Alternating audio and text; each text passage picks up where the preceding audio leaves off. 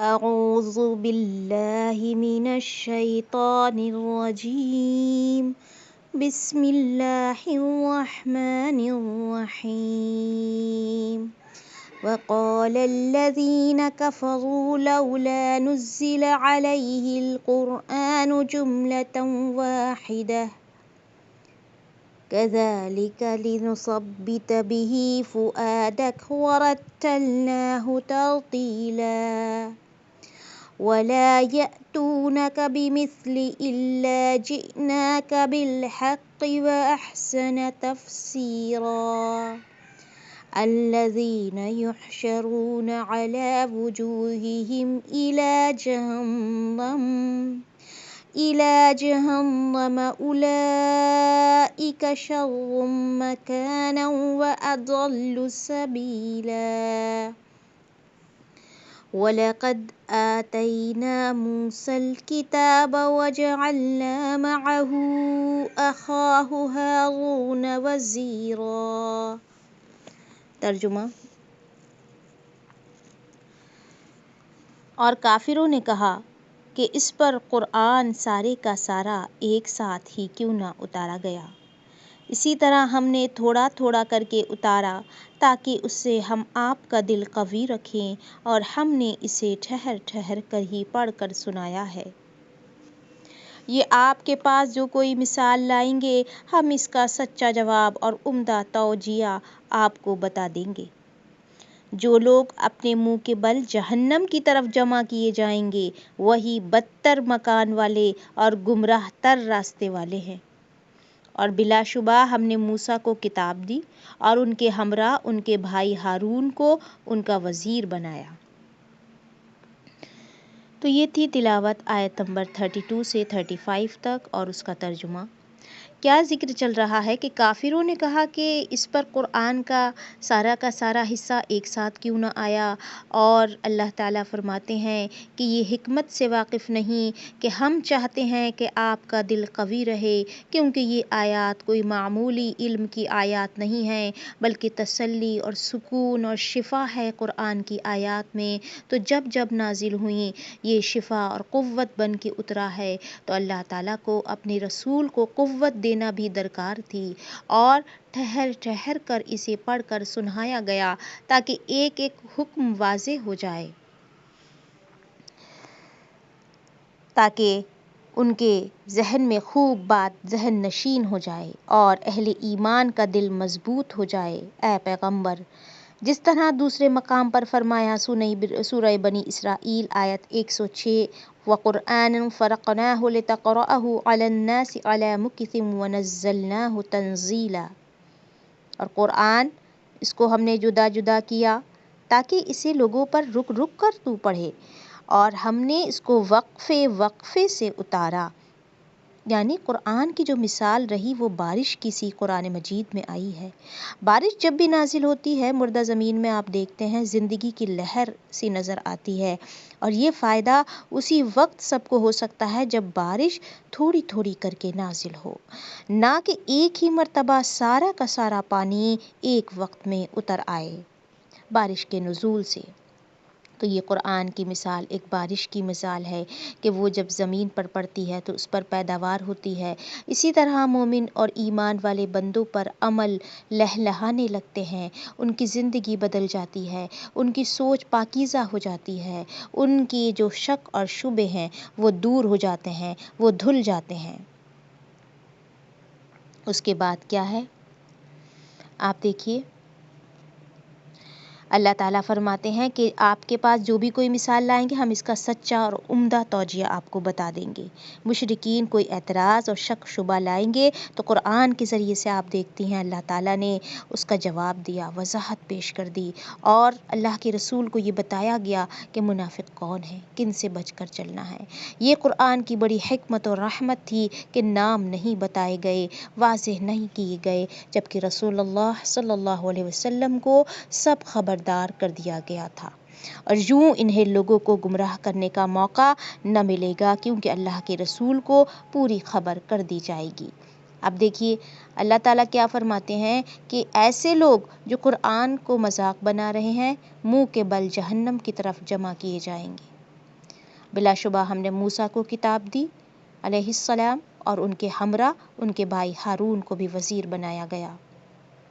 پھر اللہ تعالیٰ کیا فرماتے ہیں، دیکھیے ذرا آیت نمبر 36 میں، فَقُلْنَا اذْهَبَا إِلَى الْقَوْمِ الَّذِينَ كَذَّبُوا بِآيَاتِنَا فَدَمَّرْنَاهُمْ تَدْمِيرًا وَقَوْمَ نُوحٍ لَمَّا كَذَّبُوا الرُّسُلَ أَغْرَقْنَاهُمْ وَجَعَلْنَاهُمْ لِلنَّاسِ آيَةً وَأَعْتَدْنَا لِلظَّالِمِينَ عَذَابًا أَلِيمًا وَعَادًا وَثَمُودًا وَأَصْحَابَ الرَّسِّ وَقُرُونًا بَيْنَ ذَلِكَ كَثِيرًا۔ ترجمہ، اور کہہ دیا کہ تم دونوں ان لوگوں کی طرف جاؤ جو ہماری آیتوں کو جھٹلا رہے ہیں، پھر ہم نے انہیں بالکل ہی پامال کر دیا۔ اور قوم نوح نے بھی جب رسولوں کو جھٹلایا تو ہم نے انہیں غرق کر دیا اور لوگوں کے لیے انہیں نشان عبرت بنا دیا، اور ہم نے ظالموں کے لیے دردناک عذاب تیار کر رکھا ہے۔ اور عادیوں اور سمودیوں اور کوے والوں کو بھی ان کے درمیان کی بہت سی امتوں کو ہلاک کر دیا گیا۔ تو یہ دیکھیے ترجمہ تھا آیت نمبر 36 سے آیت نمبر 38 تک سورہ الفرقان کی۔ اب اس کا ہم دیکھتے ہیں تفسیر کیا ہے۔ اللہ تعالیٰ فرماتے ہیں کہ موسیٰ علیہ السلام کو ان کے بھائی ہارون علیہ السلام کے ذریعے مدد دی گئی، ایک وزیر کے طور پر ان کا ساتھ دیا گیا، اور کہا گیا کہ تم دونوں ان کی طرف جاؤ جو ہماری آیتوں کو جھٹلا رہے ہیں۔ فَدَمَّرْنَاهُمْ تَدْمِيرًا، لیکن انہوں نے بالکل ہی پامال کر دیا جو بھیجا گیا تھا۔ اور قوم نوح کا ذکر آیا کہ قوم نوح نے بھی اپنے رسولوں کو جھٹلا دیا۔ اے رسول، آپ کا جھٹلانا کچھ نیا نہیں ہے، اور ان کو تو غرق کر دیا گیا تھا، اور لوگوں کے لیے انہیں نشان عبرت بھی بنا دیا گیا تھا، اور ہم نے ظالموں کے لیے کیونکہ دردناک عذاب تیار کر رکھا ہے۔ اللہم اعاذنا اللہ منہا۔ اور ساتھ میں قوم نوح کے بعد دیکھیے قوم عاد، قوم سمود، اصحاب الرس یعنی کنویں والوں کو۔ رس کے معنی کنویں کے ہیں۔ اصحاب الرس کنویں والے، اس کی تعیین میں مفسرین کے درمیان اختلاف ہے۔ امام ابن جریر طبری نے کیا کہا کہ اس سے مراد اصحاب الاخدود ہیں جن کا ذکر سورہ بروج میں ہے۔ اس کے بعد درمیان کی بہت سی امتوں کو، یعنی ان رسولوں کے درمیان بھی وہ امتیں رہیں جنہوں نے جھٹلایا تو ان کو ہلاک کر دیا گیا۔ یعنی کہ ہم عصر لوگ، جب ایک نسل کے لوگ ختم ہو جائیں تو دوسری نسل، دوسرا قرآن، دوسرا قرن کہلائے گی۔ وَقُرُونًا بَيْنَ ذَلِكَ، ابن کثیر، اس معنی میں ہر نبی کی امت میں بھی ایک قرن ہو سکتی ہے، ہر نبی کی امت بھی ایک قرن ہو سکتی ہے۔ اس کے بعد اللہ تعالیٰ فرماتے ہیں کہ ہم نے ان کے سامنے مثالیں بیان کی، پیش کی رسولوں نے، پھر ہر ایک کو بالکل ہی تباہ کر دیا، کیونکہ انہوں نے اس پیغام کو، اس اللہ کی بات کو جھٹلا دیا اور غور نہ کیا۔ یعنی اتمام حجت کے بعد جو ان کے پاس دلیلیں پہنچ چکی تھیں اللہ تعالیٰ کی طرف سے بالکل واضح اور کھلی، کہ جس کو دیکھ کر کوئی بھی ایمان والا ایمان قبول کر سکتا تھا، اس کے بعد کوئی قوم نہیں بخشی جاتی۔ اس کے بعد کیا ہے، یعنی جب اتمام حجت ہو جائے اور تب بھی رسولوں کو جھٹلانا برقرار رہے، اس کے بعد کیا ہوا، اللہ تعالیٰ فرماتے ہیں وَلَقَدْ أَتَوْا عَلَى الْقَرْيَةِ الَّتِي أُمْطِرَتْ مَطَرَ السَّوْءِ أَفَلَمْ يَكُونُوا يَرَوْنَهَا بَلْ كَانُوا لَا يَرْجُونَ نُشُورًا وَإِذَا رَأَوْكَ إِن يَتَّخِذُونَكَ إِلَّا هُزُوًا أَهَذَا الَّذِي بَعَثَ اللَّهُ رَسُولًا إِن كَادَ لِيُضِلُّنَا عَنْ آلِهَتِنَا لَوْلَا أَن صَبَرْنَا عَلَيْهَا فسوف يعلمون حين يرون العذاب من اضل سبیلا۔ ترجمہ: اور یہ لوگ اس بستی کے پاس سے بھی آتے جاتے ہیں جس پر بری طرح کی بارش برسائی گئی، کیا پھر بھی اسے یہ دیکھتے نہیں؟ حقیقت یہ ہے کہ انہیں مر کر جی اٹھنے کی کوئی امید ہی نہیں، اور تمہیں جب کبھی دیکھتے ہیں تو تم سے مسخرہ پن کرنے لگتے ہیں۔ کیا یہ وہی شخص ہے جسے اللہ نے رسول بنا کر بھیجا ہے؟ وہ تو کہتے ہیں کہ ہم اس پر جمے رہے، ورنہ اس نے تو ہمیں ہمارے معبودوں سے بہکا دینے میں کوئی کسر نہیں چھوڑی تھی، اور جب یہ عذابوں کو دیکھیں گے تو انہیں صاف معلوم ہو جائے گا کہ پوری طرح راہ سے بھٹکا ہوا کون تھا۔ یہ ترجمہ اور تلاوت آیت نمبر 39 سے 42 تک کی ہے۔ اب ہم اس کی تفسیر دیکھتے ہیں۔ اللہ تعالیٰ فرماتے ہیں کہ یہ جو مثالیں بیان کی گئیں، یہ لوگ اس بستی سے گزرتے ہیں اور جن پر بری بارش برسائی گئی اس پر بھی، یعنی قوم لوط کی بستیاں سدوم اور عامورہ وغیرہ جو ہیں یہاں مراد ہیں، اور بری بارش پتھروں کی بارش مراد ہے۔ ان بستیوں کو کیونکہ الٹ دیا گیا تھا، اس کے بعد ان پر کھنگر پتھروں کی بارش بھی کی گئی، جیسے کہ سورہ ہود آیت 82 میں بیان کیا گیا۔ یہ بستیاں شام و فلسطین کے راستے میں آج بھی پڑتی ہیں، جن سے گزر کر ہی اہل مکہ آتے جاتے تھے۔ اس کے بعد کیا ہے؟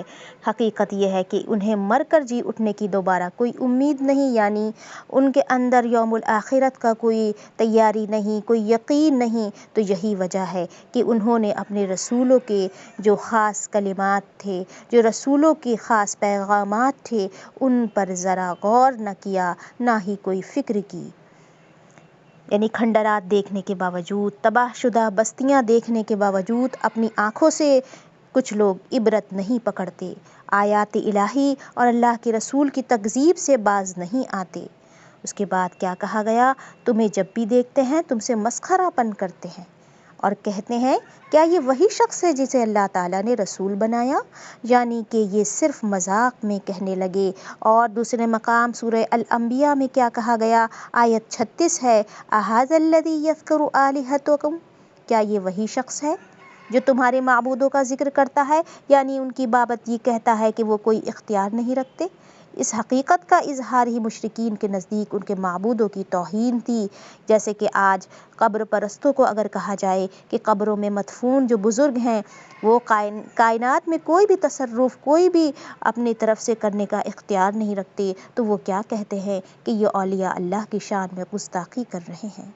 تو اللہ تعالیٰ کی ذات پر مکمل توحید، اپنی ایمان، اللہ تعالیٰ کی ذات پر یقین رکھنا، یہی جو ہے انسان کا امتحان ہے۔